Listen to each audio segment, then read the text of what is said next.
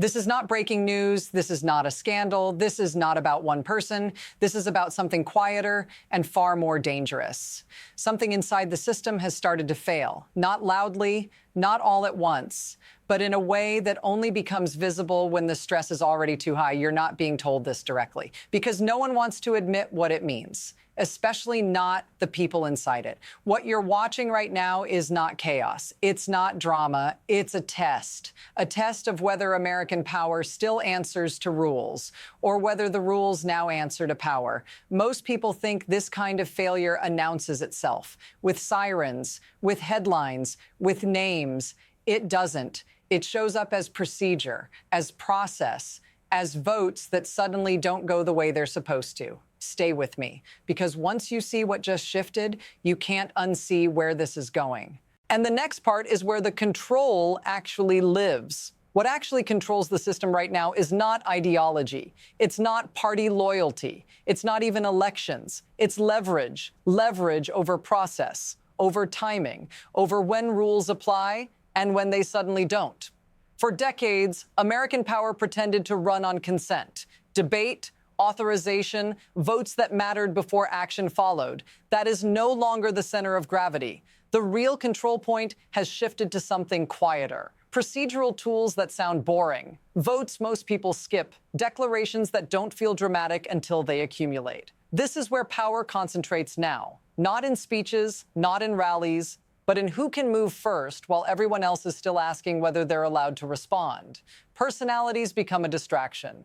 They keep you focused on tone instead of structure, anger instead of architecture. And while everyone argues about behavior, the system keeps adjusting itself around whoever is willing to push hardest. That adjustment is not neutral. It rewards speed. It punishes restraint.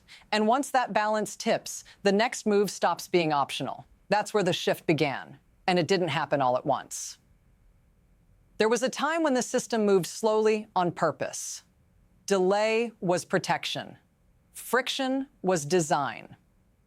Before, power had to pass through multiple hands. Each step created hesitation. Each pause created accountability. Now compare that to now. Now speed is treated as strength, delay is framed as weakness, and resistance is recast as sabotage. This didn't happen overnight. That's the point. It happened through repetition, through exceptions that became habits, through tools that were meant to be rare, used again and again until they stopped feeling extraordinary. Emergency language became familiar. Procedural shortcuts became routine. Oversight became reactive instead of preventative. Nothing broke. It just shifted. And the most dangerous shifts are the ones that feel reasonable at the time. They're justified as temporary, as necessary, as fixes, but systems don't reset themselves. They remember what worked. Once power learns it can move without waiting, it doesn't forget.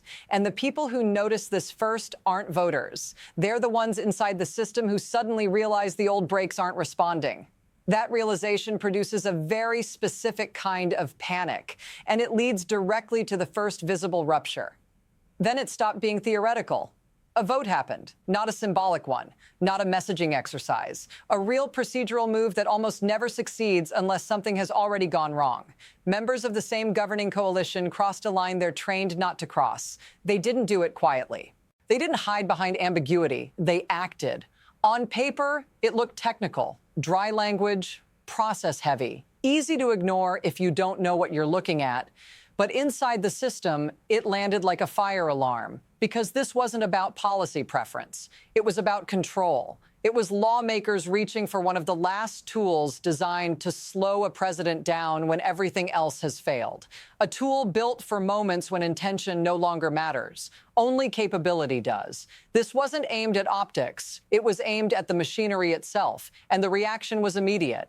Anger, pressure, private warnings delivered as personal demands, which told everyone watching exactly what they needed to know. The safeguard worked, and that made it dangerous. Because once a system reveals where the brakes still are, the next move is never to respect them. It's to see how hard they can be pushed. Here's the part that almost never gets explained clearly. The system doesn't break by ignoring the rules. It breaks by using them selectively. Emergency powers are the hinge. They're legal, they're constitutional, and they're designed for moments when delay would cause harm. But the definition of emergency is elastic. Stretch it once, it snaps back. Stretch it repeatedly, it changes shape. When an emergency is declared, authority collapses inward. Decision-making narrows. Debate becomes optional. Oversight arrives late, if at all. This is where the damage is redistributed. Those with proximity to power benefit first. They gain access, they gain speed, they gain certainty. Everyone else absorbs the cost. Legislators lose relevance, institutions lose memory, the public loses visibility. And here's the crucial detail. This mechanism doesn't care who occupies the office. Once it works, it gets reused. What began as an exception becomes infrastructure, a parallel track of governance that bypasses the slower, louder, democratic one. And the moment lawmakers realize that track is no longer temporary, they face a choice: interrupt it or inherit it. That choice doesn't stay theoretical for long, because the system always asks the same follow-up question: what else can be moved this way? Now it's moving faster. New crises arrive almost daily. This is no longer about power consolidation. It's about power meitats.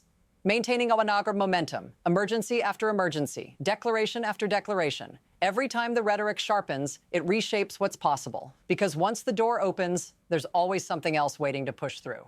But there's something else happening now, and it's slipping under the radar. While everyone focuses on military threats and emergency declarations, there's a quieter erosion underway. It's the unseen failure of transparency. Documents promised, but not delivered.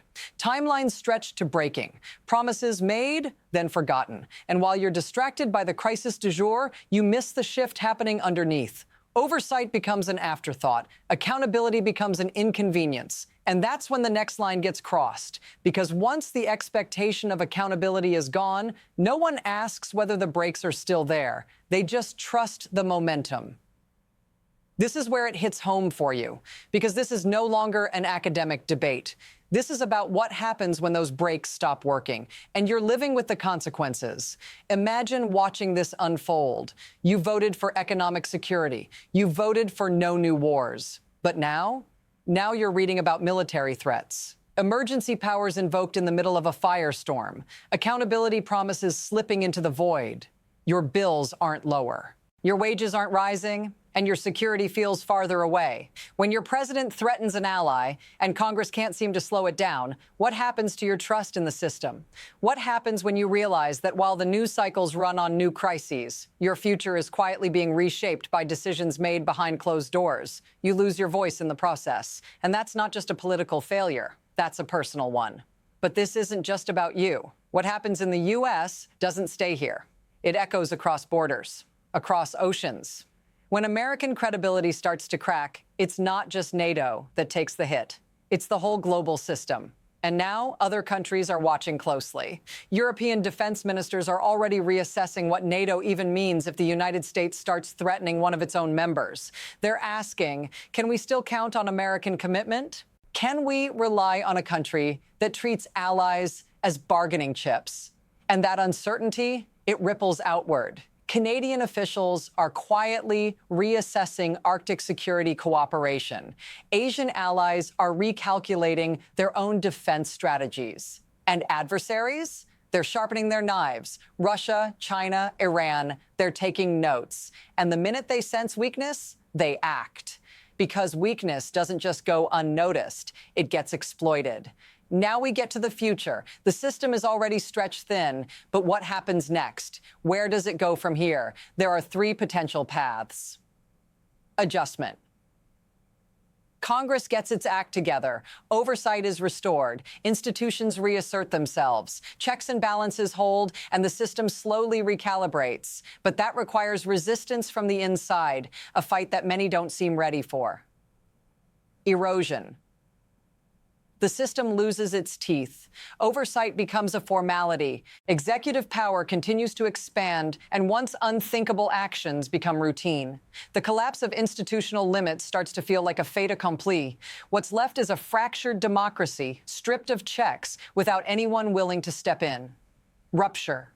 The system explodes. A major crisis forces a break in the power structure. Laws get rewritten, the public fractures. Once unified institutions crumble under pressure, and we enter a new kind of governance, one that has yet to be defined. It's uncertain, dangerous, and irreversible. Which path do you think is most likely? Which one are you willing to accept? The question isn't whether things will change, it's whether the change will be for the better or for the worse. And that's the real question. What happens when the brakes stop working?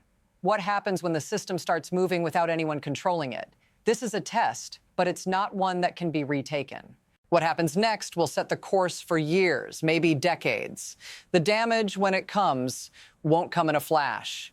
It will come slowly, quietly.